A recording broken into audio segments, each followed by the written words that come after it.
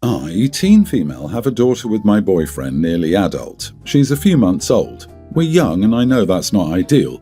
We live together at his family's house right now. We go to school online and work part-time to earn money. His family has been amazing though, and mine have tried. We don't have the best relationship right now, and I put my foot down and said no more contact with my daughter until they can accept that I'm a mom who just wants to do right by her. This all started a couple of weeks ago.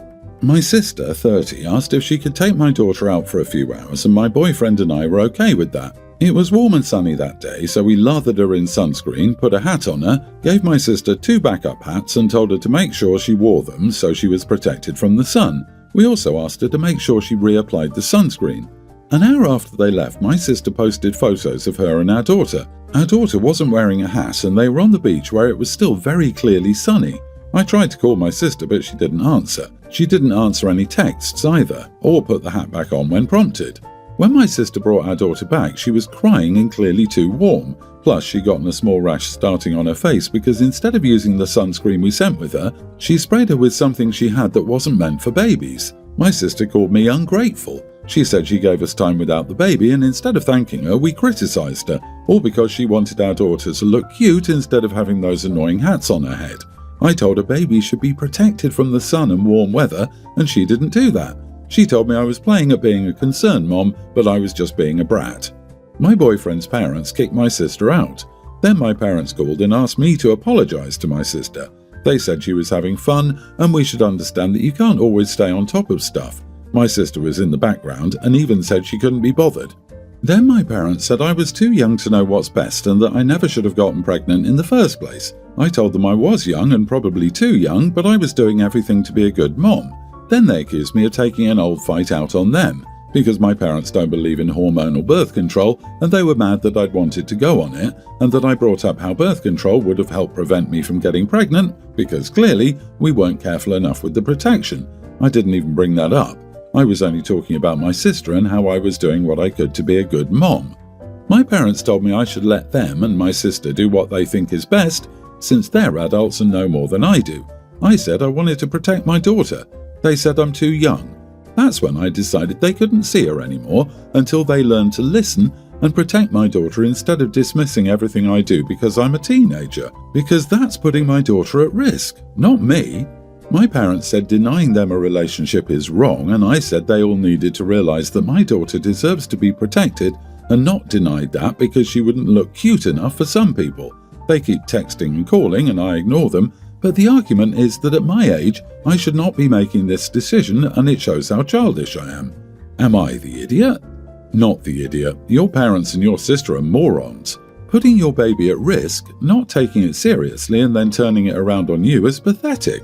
Cut that toxicity from your life. Thank God your boyfriend's parents are sticking up for you. Also, read all the labels. Many sunscreens say not to use them on babies under 6 months. Your daughter isn't a doll your sister gets to play dress up with. Your sister is 30 and doesn't know a thing about babies. I wouldn't let her near my baby ever. Don't let your child become a do-over baby for your parents. They failed 2 kids already. Don't let them take her and do it a 3rd time. Agreed, keep all the texts and any other evidence, those photos, in case they ever tried to take any kind of legal action regarding your child. Take pics of the rash she came home with. You need to be able to show that they are neglectful and downright reckless with your baby. Tell your sister if she wants something, she can decide how cute it is and you'll buy her a Barbie. Otherwise, ignore them all. And don't for a minute think this is about cute outfits and ugly hats. They're aiming to make you so insecure that you allow them to take custody of the baby for the baby's own good. Or possibly take her for your sister. Is she infertile by any chance? In a lot of countries, becoming a parent can emancipate you. I suggest you find out your legal status in your region and become emancipated if at all possible. Your parents are going to try to pull something sneaky, and if they have no legal claim to you, then they have even less to your baby. Protect yourselves. To give some background context first, my stepsister and I were raised together from toddlers to be sisters, not stepsisters.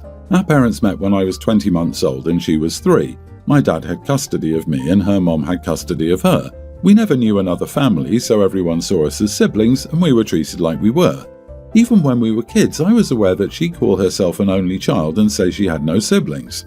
That was mostly a school and with friends thing. She never said it around our family, but I always felt like she didn't see me as her sibling. We never had a closer relationship, and the other siblings I grew up seeing had good and bad in their relationships. I never knew any that were always distant. As an adult, of course, I know not all siblings are close and get along, so maybe I shouldn't read into it too much, but I often suspected the step mattered in why she was that way. I remember she was always willing to help younger cousins look cute, and she'd do makeovers for her friends' younger siblings. Sometimes I'd even hear her say she'd love her little sister, but she never did those things with me. A few times I asked, and she started grumbling, and I left it. I'd learned to accept we would never be close by the time I reached like 13, which is why I was surprised when she asked me to be her bridesmaid. So I wasn't asked to be her maid of honor, and I wasn't her only bridesmaid. She had 8 of us. The others were her friends. I did notice I found out more later than the others about stuff she wanted us to do. I didn't get invited to look at wedding dresses with the rest of the bridesmaids, but I was included when she went shopping for jewelry for the bridesmaids. We were all there. Then we had 2 days of bridesmaids dress shopping. The first store she liked nothing, but I remember feeling awkward because she'd focus more on what she wanted for the other dresses. Then the second day was successful. Only I figured out immediately that she was trying the others in these really cute dresses, and I was getting dresses that either did not flatter me and my body or weren't pretty. I should mention now that we're all going to wear different dresses and different colours. She wanted that.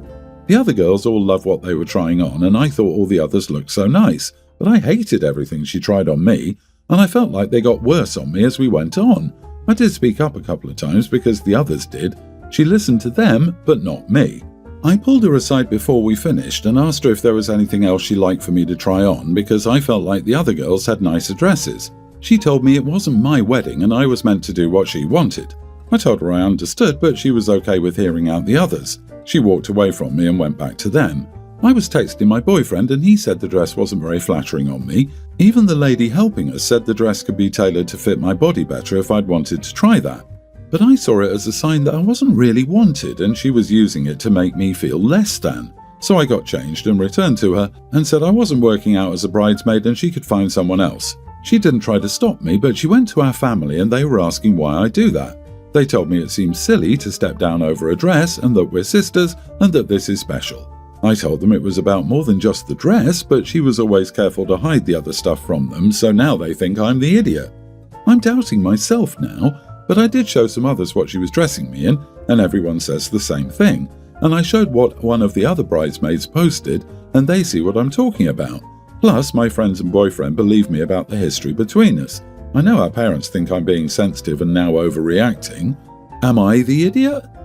Not the idiot. Don't be there for either the wedding or the divorce, or her kids when she needs a babysitter, and that's your duty as an aunt BS comes up. Shame your parents don't seem to believe or understand what you've been putting up with for the past however many years. Exactly, there was obviously some weird ulterior motive of asking you to be a bridesmaid, as generally people don't ask for someone they don't click with to be a bridesmaid, especially if she's never seen you as a sister, which implies you didn't ask her out of obligation. Anyway, yeah, not the idiot, and I personally wouldn't feel bad about not being part of the bridal party. There doesn't seem to be any positives for you. No weird about it. She doesn't want to hear it from the parents, and that's the only reason OP was asked. Sounds like if she had her way, OP wouldn't even be there. She's really being pure evil, trying to make it unbearable for OP so the parents turn on OP instead of her. You need to have a very serious talk with your parents. Do you have a best friend who's aware of the situation? You could bring them as backup. Plus, it's less likely the talk would get out of hand with a witness there. My sister is getting married next year on May the 17th. This is a problem because I graduate that day. I was informed about the date in March. Long story short, I was looking into my academic calendar just a few days ago, and I found out that it was my graduation day. My school usually graduates during the first week of May, so this surprised me.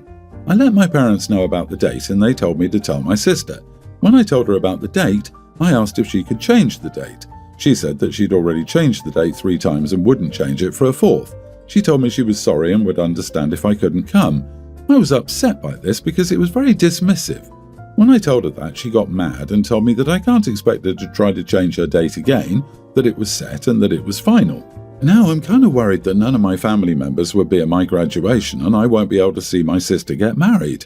I understand that it's inconvenient for her, but she could change her wedding date. I have no control over my graduation date. When I talked to my parents about who's going to be at my graduation, they just told me not to worry about that right now because it's not time to stress about that. But I am. My parents are telling me they'll try to convince my sister to change the date, but I doubt she will. No idiots here. Wedding planning is very stressful and very expensive. She's already moved the date, and I understand why she wouldn't want to move it again. It sounds like the wedding date was determined before your graduation date, so it's not like it was intentional. In fact, your school did things different this year. She apologized and told you she understands if you can't make it.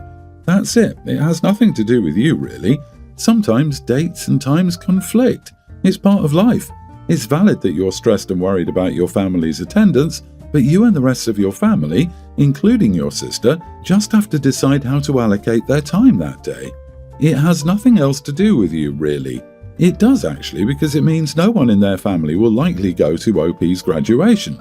I don't think the sister will be cool with it if family members drop her wedding to go to the graduation. Well, duh, because the sister is spending thousands of dollars to host her event while the OP isn't. Of course she'd be upset when this impacts her financially. You're acting like you have no idea how these two things are different. OP can have a separate party on a surrounding day and can even have more attendees due to family being in town. Why not do a graduation party the day before instead of a rehearsal dinner? Easy fix. Walking for high school isn't really a big deal. It's the celebration that matters. Update, I forgot about this post until I checked my other Gmail accounts on my phone. Anyway, I graduated. Everyone in my family went to my sister's wedding. I didn't go. My parents left me my mom's car so I'd have transportation while they were away and could still make it to my graduation. I graduated top 5 in my class and I did feel alone. When my name was called, a few people in the crowd clapped, but it wasn't like everyone else who had their whole families cheering, yelling and making noise. It was very embarrassingly quiet. You could feel that I didn't have anyone there. However, I didn't even know my school live streamed graduations on Facebook until the day afterwards. The camera angle was so far away you couldn't really see me though. You could only hear my voice and see my face when I was at the podium reading the pledge and when they said my name. That was it. Afterwards I went to McDonald's and then went home because my graduation ended around 5 p.m. My parents didn't make it home until around 11 that night. My parents tried to plan a celebratory dinner for me on Sunday, but the place I really wanted to eat at is closed on Sundays and Mondays. Now they're pushing it to this Saturday so everyone in the family can come. I already told them they can't really make up for missing my graduation though. At least that's how I feel. A dinner after the fact doesn't fix how invisible I felt. They're upset that I said a dinner wouldn't really make up for missing my graduation. They said they thought long and hard about it and figured I'd still have the chance to graduate from college later on and they could see me then. Meanwhile, they wouldn't have to miss my sister's wedding since she'll only get married once. My sister and the rest of the family have been texting me congratulations now, but it all just feels late, if that makes sense. I don't know, I'm happy I graduated, but I did feel a little overlooked. Congratulations on both graduating and making the top 5% in your class. That is amazing. Be proud of yourself. My family planned a family vacation on my college graduation and told me to just skip my graduation and go on the vacation, but I refused. So then I got to graduate with just my boyfriend in the crowd and got an angry voicemail from my mom saying I should have just gone on the vacation with them so she doesn't look like a terrible mother. To be honest, you only graduate once from high school, but people get divorced every day. Same. Should OP's sister become a divorce statistic and decide to remarry, every single petty bone in my body hopes they remind their parents that they can feel free to skip the wedding because, it only happens once in a lifetime. Graduation is a major milestone event, and I cannot imagine how hard it must have been not to have anyone cheering you on, and then to add insult to injury, having a solo celebration dinner at McDonald's. Sheesh, I would personally have celebrated hardcore at McDonald's by taking photos in my cap and gown with every single employee and posted photos and video on all social media platforms. Do not feel obligated to agree to a party if your heart is not in it. Your feelings are your feelings and they are valid. Do not allow anyone to tell you that you're being ridiculous, acting childish, or blowing it out of proportion. Because if you were my child, I would have made sure that my siblings, your grandparents or cherished aunts and uncles attended your ceremony. and then a limo would have been waiting outside to bring you to your sister's wedding reception, where we would have stood and cheered when you arrived. I like where you're going, but it sounds like OP could have made it late to the reception. She missed a chance to be petty. Have a dress in a garment bag and walk in wearing a cap and gown. Ask where you can change clothes. I'm sorry that your family wasn't there to see you graduate, but I still feel like this is a you are the idiot situation. It seems you had plenty of time to go to the wedding. I feel like you will regret that later in life when high school graduation doesn't really seem like a big deal anymore.